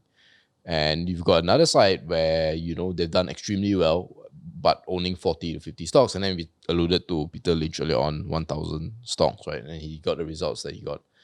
So I know you're on the concentration camp. Personally, I'm also there, though maybe not 5 or in your case 4 positions. But what is the case for concentration from your point of view? The cost to concentration is the volatility that you have to take. And I think that is what most people don't like, cannot mentally do. Right. And the way to solve this concentration, right, is to ensure that you have an emergency fund that will protect you in the event that you need to liquidate. That's one way to do it. The second way to protect this is to make sure that your cash inflow does not affect your investing. Meaning you don't depend on your investment to finance your expenses on a monthly basis. That's true. Right. If you have these two set up, right, then honestly, it doesn't make sense for you to diversify. Because if you find an idea, right, that can 10x in 10 years, and you do that 3 times in a decade, right, you are getting that type of scalability, right, that doesn't require you a lot of effort. Because the more you diversify, the more you need to diversify your mental brain power. Correct. And the more positions you have, the busier you will be to consistently look at your portfolio and allocate. Right. So personally, from the way I see it, right, you say Peter Lynch, he has more than 1,000 positions. How many decisions were responsible for his return? Right. The people you mentioned, they have 50 positions. How many positions were responsible for the large part of their returns? Right. You can probably nail down to 10. Right. Yeah. I'm pretty probably sure less. you can nail down to 10. You look at Warren Buffett. He said 20 $400 billion company. Yeah. How many decisions were responsible for the bulk of his money? Right. You look at Graham, what was his name? Benjamin Graham. Which company did he invest return more than all his decisions in one shot? It was only one, Geico. Yes. One stock itself returned more than his entire lifetime. So if you ask me, I think it has been proven, right, that if you are able to identify, that's why Warren Buffett likes to do the analogy, right? I give you a card stamp, inside there's only 10 or 20 punch holes. Each time you make a decision, you punch one time, right? You basically cut out 5% of your ability to make decisions. Right. So basically the way that I invest my portfolio, what I've learned is the more you concentrate, the better your results, because you are also, I think it needs to have 2 criteria. First criteria is that you concentrate your bet. The second criteria, I think that's important, that a lot of people, the reason why they don't do it is because you need to be patient for the results to come. Yeah, that's true. Time preference, because this is not an overnight get rich quick scheme. Because if everybody can do this, right, then basically nobody will want to work. Yeah. Right. Because in order for society to be fair, right, to ensure that people, still need to work, there's no such thing as a free lunch. Right. If you want to make money this way, right, either if you want the money to come to you very quickly, you need to put in more work. Right. But if you want to do a lot less work, but still want the money to come to you, right, then you need to wait longer. Right. So the way I see it is that over time, what I've noticed is that I used to hold quite a number of positions when I was a lot younger because I'll buy value stocks, I'll buy stocks like this. And sometimes I just put in a little bit, right? Just to make sure that I can mentally take note of the company that's performing. Right. And then what I've noticed is that over time, right, usually the one that actually pushes most of the result, right, is only about 2 or 3 positions. Out of 10 ideas, right, usually only the 2 or 3 are the ones that are performing the best. Right. And I would have done a lot better if I basically just did what I just did. I find an idea I like, right, and then I fight it against the best ideas that I have. And I look at it in opportunity cost. Yeah. And what you're going to realize is that if you use opportunity cost as a mental framework, is that you end up having a concentrated portfolio. You do not diversify. Yeah. Unless it's like ultra compelling, which is not usually the case. Yeah, because like how often in your lifetime are you going to find multiple 10, 20, 30, 40x ideas? Yeah. It's not common, I mean, like, I think what is difficult is that it is simple, but it is not easy. Yeah. Right. Investing, having a concentrated portfolio, it is simple for most people to do, but it's not easy to do. Yes. Right. So I want to talk, it's an extension to what we're discussing here. I know you had a very interesting post. This is your much older ones. The time where your post was just essentially what your Instagram story is just words, right? In the early 2021 days. And you talk a little bit about rotation. I'm not sure because these are old posts, whether these are something you still believe in, right? I mean, we all change our views. You actually break down the way you look at investments into 3 categories: evergreen, 3 to 5 year plays, and red hot plays. Yeah. Is that still something you think about? Yes, of course, definitely. Okay.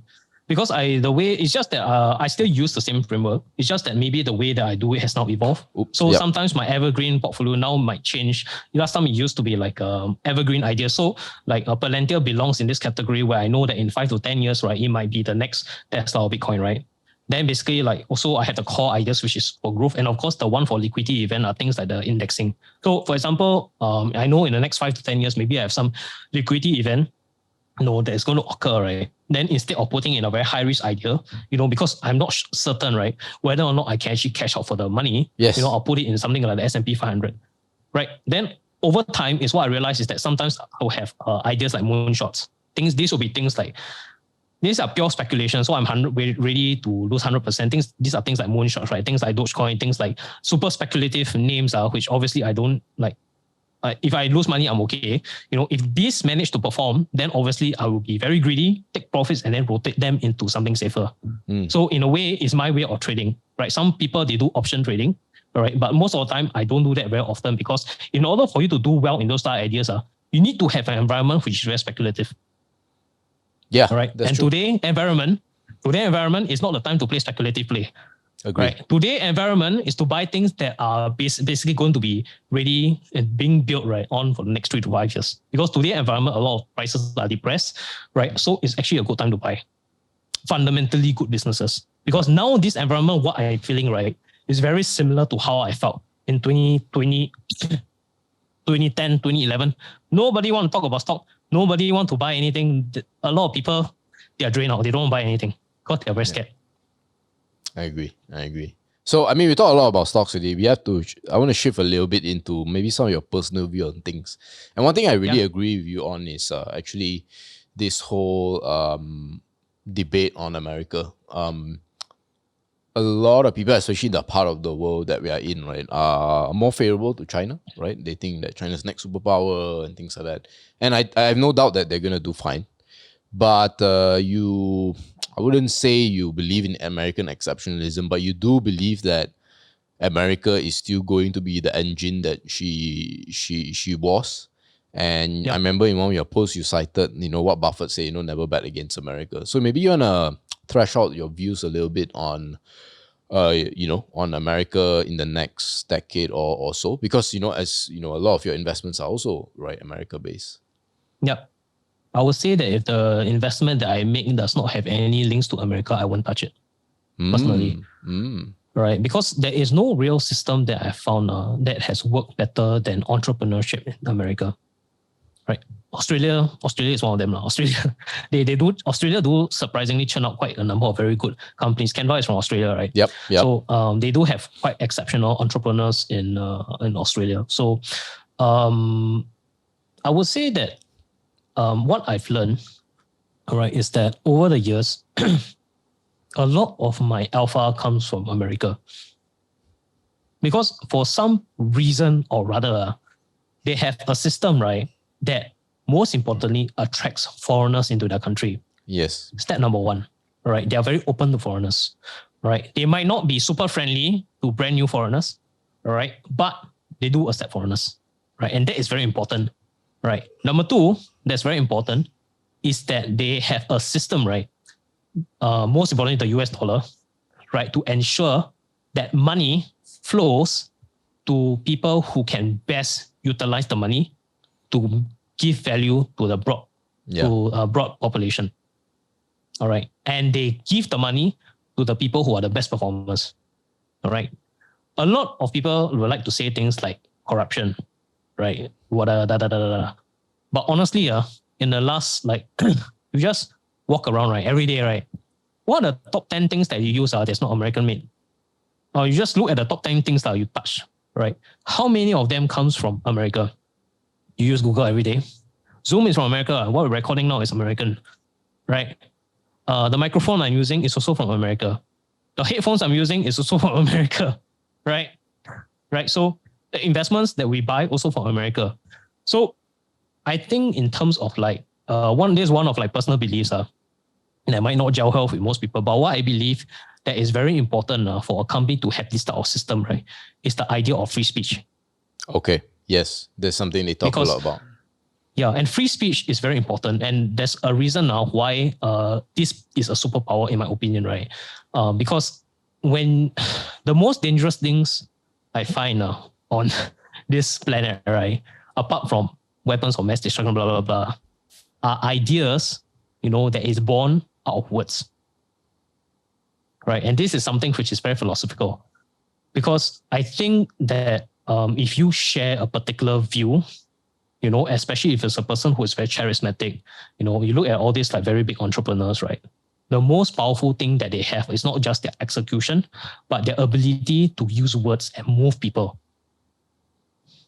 Right. And that is something, right, that is very magical about entrepreneurism, right? Because when you talk to a person who's an entrepreneur, right, a lot of people who got there, they're able to basically move the team to build something collectively.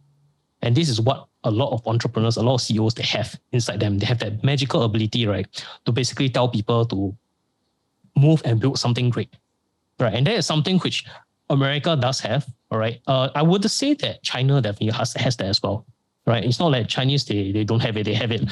But I think the issue, right, on the larger scale of things is that as a foreign investor, right, because I'm a foreigner, I need to put my money somewhere where I feel safe, right? I would say that from experience, right, it's a lot easier for me, to understand America than China. Mm-hmm. Mm-hmm. And that is something which is why I'm very comfortable to put my investments into America. Because the problem with China is that even though they are very innovative, they have very great entrepreneurs, right? I have friends from China, they are great people. I think what is very unclear for me and very difficult for me to put my money is the treatment of foreign investors that I find is very difficult for me, especially if I'm a small investor. Right. I would say that in the grand scheme of things, right, I would say that America treats the smaller foreign investor quite well, provided that you buy quality companies. Yeah. And that's the differentiation. That's why you ask me innovation, all this is because the country, they are able to create a system that treats foreign money, right, with the same respect. Compared to they're in the same respect because they don't screw.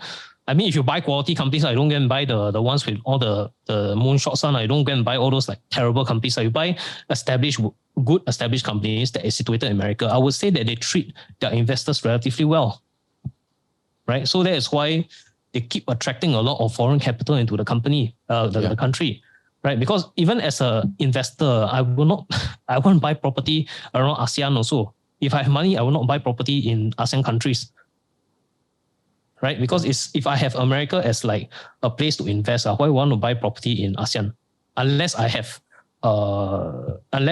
alpha inside. Let's say, I have IVE, somewhere in ASEAN, right, then it makes sense for me because I have that locality link. But if I have no local ties, my money needs to go to somewhere, right, where my money is protected politically, right? So far, I have not found a country that protects it as well as America.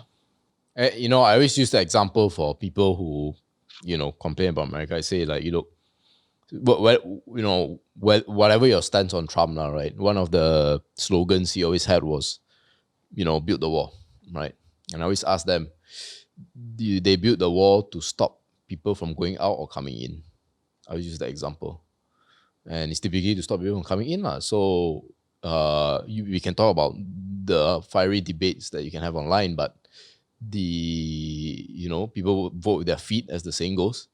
A lot of people want to get into America, right? Yep. They're racist, whatever, but yet people want to keep going inside. So I find that I always let people know about that. I don't know if you agree with that sentiment that I gave you.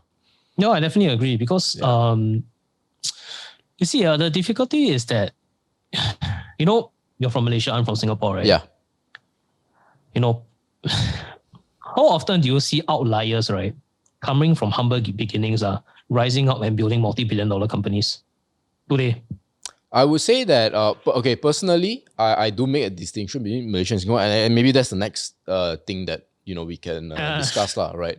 So I think with Malaysia, I would dare argue that the mobility is actually better, social mobility. You do get people who can reach the UN, what's the word?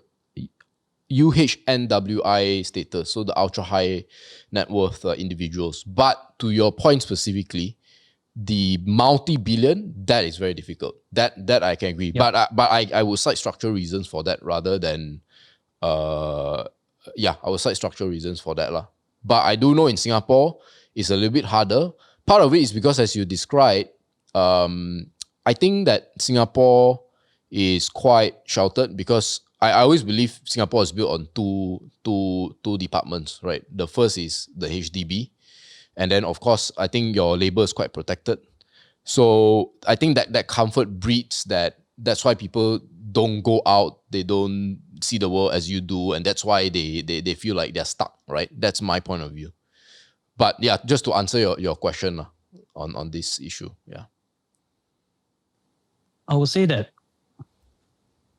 if you are an outlier, all right, and if you come from humble beginnings, right, you need to be in a country that is very non-resistant to change.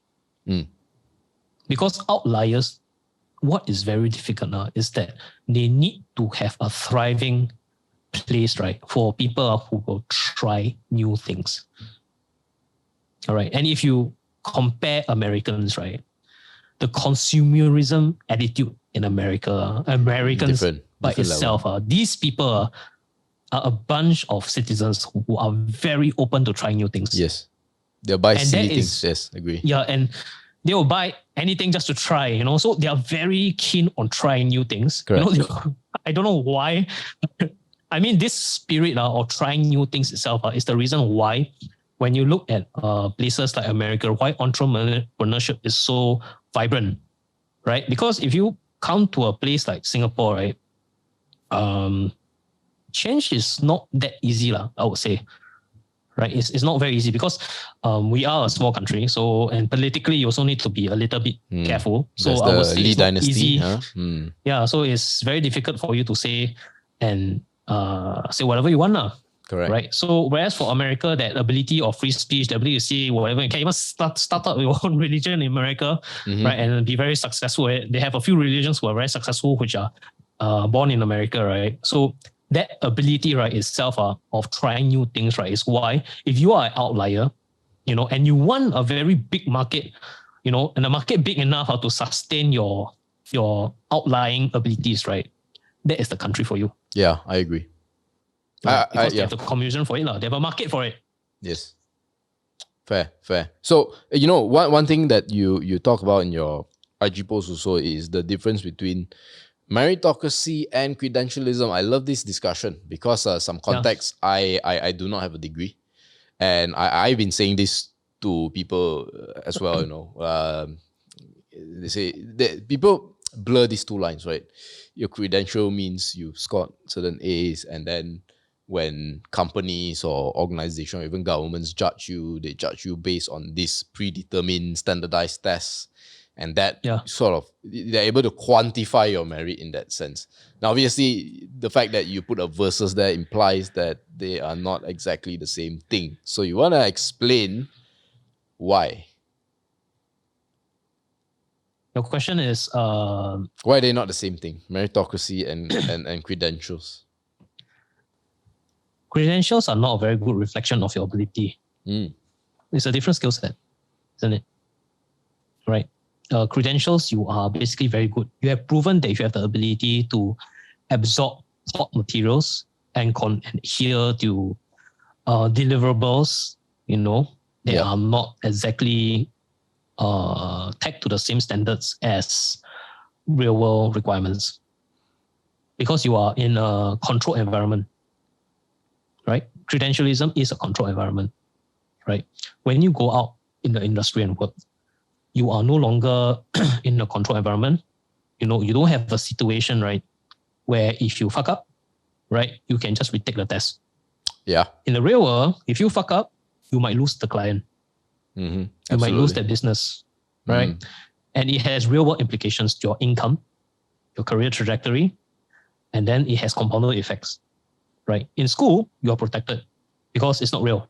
There's no P&L, right? You pay the money to be there, right? Studying is like one of the easiest things I would say to do because you are not responsible for P&L, right? But if you work for an organization, you are responsible for P&L. Every single action you do has real world implications with the stakeholders that you are working with, right?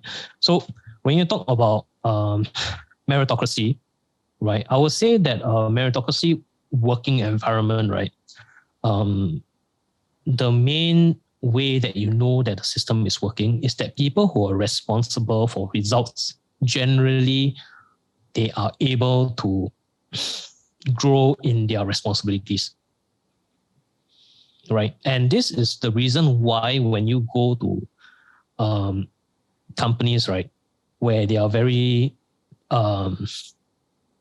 very innovative, most of the time, what their requirements are is that they're not very interested in what credentials you have, unless you are in the education sector.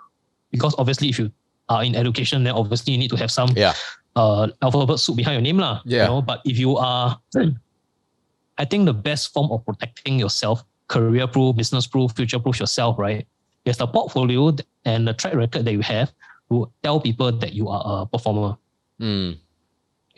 Mark Zuckerberg, the way that he says it best in 2004 is that when he hired people, right, what he has found is that he doesn't really need someone who has experience. Right? He needs someone who is very smart and very bright.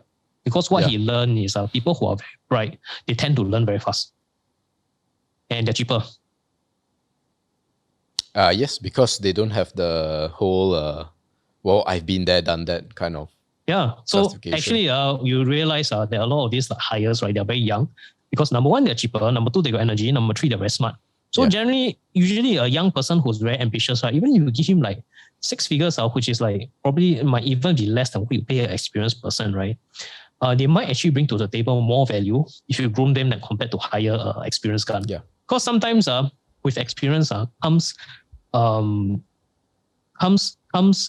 with experience. Sometimes it also does come with being jaded in your own ways. Yeah. And sometimes when you bring the experience, it's not relevant to what needs to happen in the next 5 to 10 years. Yeah. So personally, I think that credentials is very important if you're in the education sector, in the government sector, all this, like anything that has structure, organization, stability, all this, right? I think that's important. But if you want to thrive in a place, right, where they reward you based on meritocracy, reward you based on growth, right, then I think what's more important is your track record and your portfolio. You need to have shown some level of track record that you have performed. Assuming, let's say, you're a designer, right? Let's say you're a designer, right? Your portfolio needs to show things like what are things that you have designed. Yeah, the person who hire you is not going to care. You are a producing studio, right? When you hire a person, right, do you care whether or not this fella has a diploma in design? No, actually, we don't ask. Actually, what we do is even if they don't have I don't know how to describe this as someone who we rarely hire, but when we look for hires, we kind of get excited when they are absolutely nobodies and they're just here to like contribute. I don't know how to describe that, but that is very special. But to your point, no, we do not look at that. And at the end of the day, if they have a portfolio, great. Then we can probably pay the person higher. But even if they don't, but they just want to put the work in, we pay you less, obviously, but we are also okay with that. And the one word to describe that is hunger. Yeah. Exactly. Right? A person needs to be hungry. Right? End of the day, right? Business owners are eventually, if you want to build a very, very big business, the most expensive thing, right, that you need to pay for and look out for is talent. Oh, yeah? You need to have bright people in your team because it's very difficult for a business to grow very big with average performers. You want to have the best talent. Yeah. Right? If you are a software company, if you're Tesla, you have Bitcoin, you cannot have average people in the company and basically expect the company is going to grow 50, 60%. It's just not going to happen. Yeah. The most difficult thing to solve, right, in every single business, right, is your talent pool. You need to have very smart, capable, brilliant people who want to come and work for you. When you solve the equation, then the only thing that the entrepreneur needs to do is to have a goal that is so big and so huge and so unachievable that all these bright people got no choice but to follow him because he's crazy. Yeah, I remember Elon Musk is one of them. Yeah, I remember Elon. Speaking of that, I remember Elon Musk. He was asked about this credential question. I don't know whether he said it or what, but I remember this phrase. He said, the reason we don't hire people based on credentials and, I think he used the word MBAs or whatever, is because, we don't, a product is not test taking. I think that was a pretty good I agree. Rebuttal to that. Glad we share views on this. Now, towards the end of the podcast, only 2 or 3 questions left. This is more personal, right? Because I think we do have quite a few people in their 20s listening to our podcast. And what advice do you give, people like that? What were there things that you wish you did more in your 20s? And what overall, list of things that, people in their 20s should be doing, especially if they want to create wealth and, maybe even be a digital nomad, who knows? I think that I would say that what holds back a lot of people, right? Mm-hmm. I like this phrase. There is someone out there with half your IQ achieving 10 times of what you have right now. Absolutely. Yep.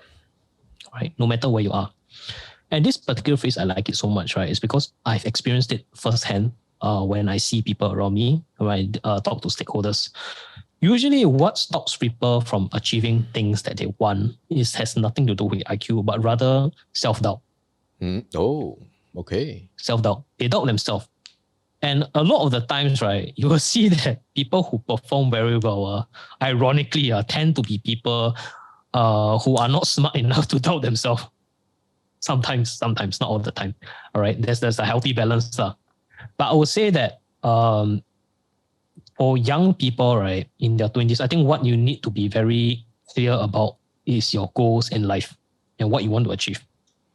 Because I would say don't think that money is a problem, because given enough time, I would say a large portion of people in their 20s in the next 40 years are financially, monetarily, money is not a problem. All right. The main problem a lot of people have, no matter how rich you are, right, is how much time do you have. Right? Because the most important resource that anybody has, even in your 20s or 30s, it's not money, it's time. Yeah. Right? Because eventually everyone runs out. So the best advice I can give to a person who is in 20s is to be very clear about what you want to be spending your time on and work towards it. Yes. Because I think that is a very good investment and something which you should definitely do in your 20s. Because if you don't do that, especially when you have a lot of energy, you have a lot of time, you don't have a lot of commitments, you have no kids, you're not even married, even if you're a girlfriend, you're not married, so you're fine, you don't have a lot of commitments, right? I think you need to spend a lot of time sitting down and asking yourself, what do you want to spend your time on? Because time is a resource, right, that you are spending on every single day, whether or not you like it. Yeah. Right? If you decide to do a career path, you are spending time on it. Let's say you want to be a digital nomad. But right now you're working 8 to 5. What can you do every day to work towards that goal? Give yourself a time frame. Yeah. 5 years, 3 years, 4 years, 5 years. And assuming, let's say you don't hit that goal, right? Let's say you spend 2 years on it, but somehow you don't hit the goal. But the key thing is that you started. And when you start, what will usually happen is that if you realize that the problem cannot be solved, usually you move on to the next thing to try and solve the problem better. Yeah. So in your 20s, right, what I really believe is that you need to be very clear about what you want and just go for it. Yeah. Because a lot of people, right, they are always being tied down to this notion that money is the limiting factor. Actually, it's not. Right? If you do enough, if you do smart, you work hard, right? In a field that, you identify that has money, right? Generally, money is not a problem, right? If people can earn money. The thing that they cannot earn back is your time. So do you want to spend the next 5 to 6 years, working for a job that you don't like, and then 5 to 6 years regret that you had not started on something earlier? Right? Because the trade-off is expensive. It's very expensive because assuming, let's say I'm 25, right, but I'm working in this job that I hate, but then I am so scared to make a change, because I'm in my comfort zone, right? But I know that it's not something that I want to do for life, but then I procrastinate. I don't make any changes, right? I don't start the process of learning. Then I'm going to end up 31, right? The next 5 to 6 years and not do anything about it. And then I'll be stuck. Because by then you might have kids, by then you might be married, right? You have commitments, it's even harder for you to change. Yeah. So people in their 20s, right? Honestly, that is the best time for you to start taking risks.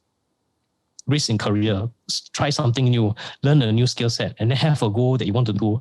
And essentially find something that you like to do that doesn't feel like work.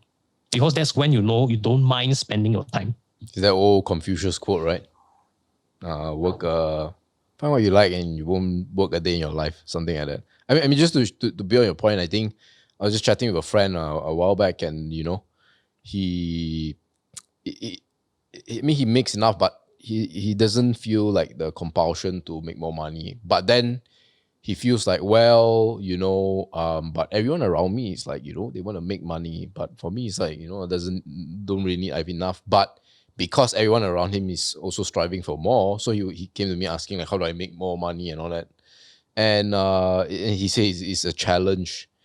And I actually told him like, hey, because he likes to go to Japan, right? So this was pre-COVID. So I just told him like, have you ever failed, right, to save up for Japan? And then he said, no, he has never failed to do it. Then I said, well, yeah, that's your answer, right? Because you set the goal of Japan being the place you want to go every year, and you've never failed that, right? Even though you have budget, so to speak, you got your money is tight and all that. And so the thing I told him was like what was the objective to earn double what you're earning anyway? And if the desire is not strong, then like why do you have to do it just because everyone's doing it? Right? So that was the example I gave to this friend of mine. Okay, we're coming towards the end. And this is one story I think I'd like to end with, which I think it's probably a very underrated achievement, at least in your life. And that is your weight loss journey.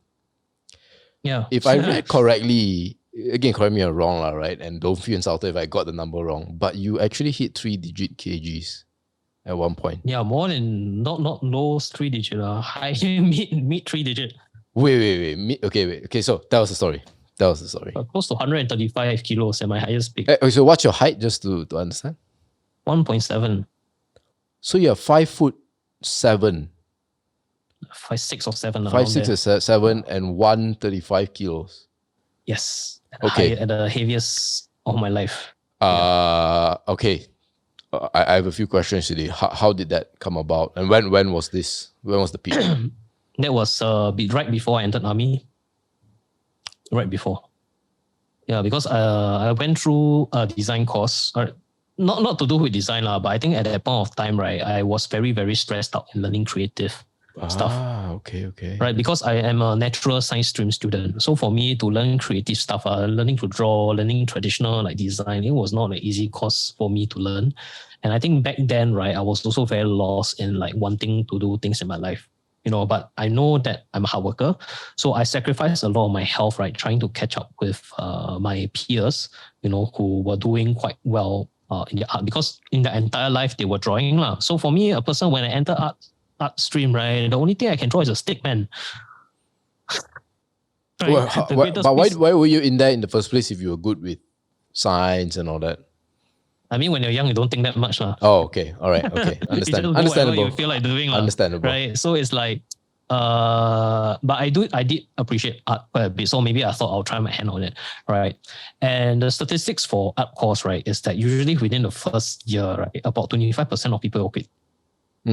Yeah, the attrition rate is very high. It's usually by third year, you'll be lucky if more than 70% are actually still in a course. So the attrition rate for art is very high. It's because it's not easy course to go through. It's very, very difficult.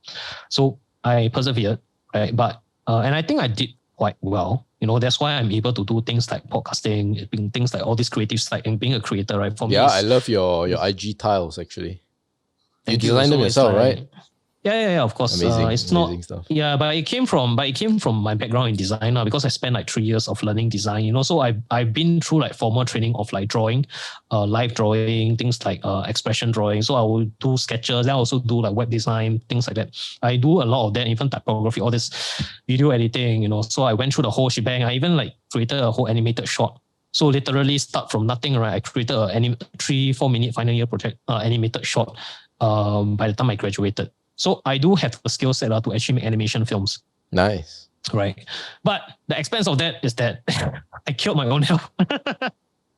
Because anybody, right, who has been through creative, doesn't matter which one you either can do animation, you can do games, you can do web design. You know the difficulty in like creating stuff like that, right? Because there's a lot of burnt midnight oils, so it's not an easy process. To create something from scratch, especially when you have to go through pre-production, production, and post-production, right? The amount of hours that spent doing the storyboarding, going through the stakeholders to basically make it into like a film, it is not an easy process. It is very, very difficult, right? Even if you have like 5 or 6 people working on it, it is not easy, right? And the expense of that is that because I'm a person, when I'm very stressed, I tend to eat a lot. Right, so it's like I just add a lot, and then by lo and behold, I think by the time I finished my 3-year course, I think I gained like close to 60 kilos. Double your weight almost, actually. Yeah, pretty much double my weight. So I knew the effects of the health because I can feel it. Right, I knew that if I didn't do something, I was going to die early, right? So when I entered army, I stepped on the weighing machine. I expected it. I expected it was high, but I didn't expect it was that high. So I began the journey of my weight loss. So then from then, right. 2 years, I lost, I think I hit 65. You have it. So I lost You're about back to 70 original. kg. Yeah, back to original in 2 years. But obviously, like, so whenever I see things like The Biggest Loser, right, I know it's possible because I've done it myself. What was the game plan? Like, so I mean, of course, the fact that you have to go through NS means is like you automatically have to lose weight already, right? So they're already pushing. Because they give you, because they have an environment, right? So people usually go like the basic military training 2 months. We have to go for 6 months. Yeah, so I went there, I lost like a lot of weight. Then I think the difficulty was continuing that discipline after the BMT, because the first 6 months they make sure they push you, but after that, right, the 18 months is OT, one time on target.